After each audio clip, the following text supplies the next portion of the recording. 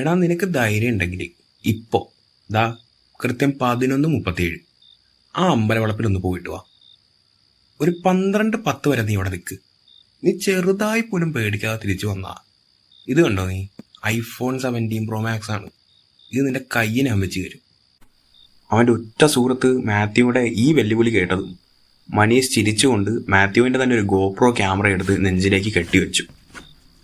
നീ phone pack ചെയ്ത് വെച്ചോ. തിരിച്ചു വരുമ്പോൾ അതിൽ നീ വലിച്ചു പറിച്ച് കളഞ്ഞ പ്ലാസ്റ്റിക് കവർ പോലും ഉണ്ടായിരിക്കണം.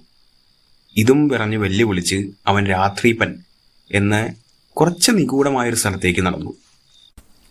രാത്രിയുടെ നിശബ്ദതയിൽ ആ ഭാഗത്തേക്ക് നടക്കുമ്പോൾ അവൻ്റെ ഭയം ചെറുതായി ചോർന്നു പോകാൻ തുടങ്ങി.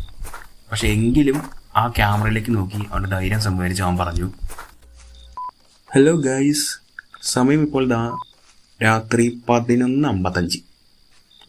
ആ കാണുന്നതാണ് ആ അമ്പലം. ഏതോ ഒരു പിതാശ്രീ വന്ന് എന്നെ പിടിക്കുമെന്നൊക്കെയാണ് അവന്മാർ പറഞ്ഞത്. പക്ഷേ ഇവിടെ ഒന്നും ഒരു തേങ്ങയും ഇല്ല. വെറുതെ മനുഷ്യനെ പേടിപ്പിക്കാൻ ഓരോ കഥകൾ. അത് വിശ്വസിക്കാൻ കുറേ അവന്മാരുമുണ്ട്. ആ വിശ്വസിക്കുന്നവന്മാർ എൻ്റെ കൂട്ടത്തിൽ എൻ്റെ കൂട്ടുകാരന്മാർ മൈനാകങ്ങളാണെന്ന് മാത്രം. ചുറ്റിനും കുറച്ച് നേരം നോക്കി അവൻ അവിടെ തന്നെ നിന്നു. സമയം പക്ഷെ പെട്ടെന്ന് കടന്നുപോയി. 12:06 അവിടെ ചുറ്റി തിരിഞ്ഞിട്ട് പ്രത്യേകിച്ച് കാര്യമൊന്നുമില്ലെന്ന് തോന്നിയപ്പോൾ അവൻ മാത്യുവിനെ വിളിക്കാൻ ഫോൺ എടുത്തു. അതേസമയം മാത്യു ഇങ്ങോട്ട് വിളിക്കുകയും ചെയ്തു.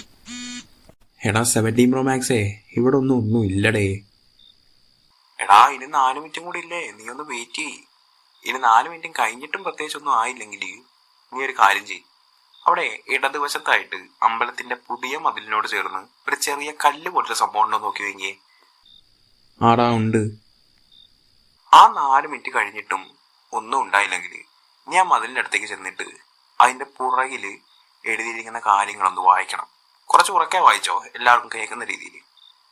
പക്ഷെ നടക്കുമ്പോൾ അങ്ങോട്ട് സൂക്ഷിക്കണം.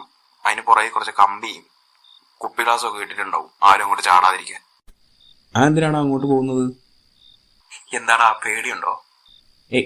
പേടിയൊന്നുമില്ല, ഒരു ചെറിയ ഒരു ഭയം അല്ലേ? അതന്നെ. എന്ത്?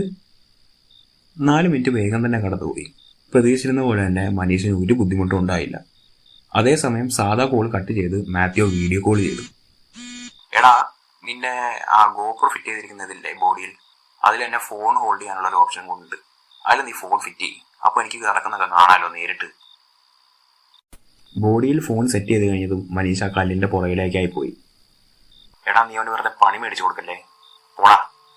ഈ പറയുന്നത് മനീഷ കേട്ടെങ്കിലും മനീഷ കല്ലിന്റെ പുറകിലുള്ള വായിച്ചു നോക്കി. ഇതെന്തുവാടത്? അച്ഛൻ, ഫാദർ, പപ്പയോ?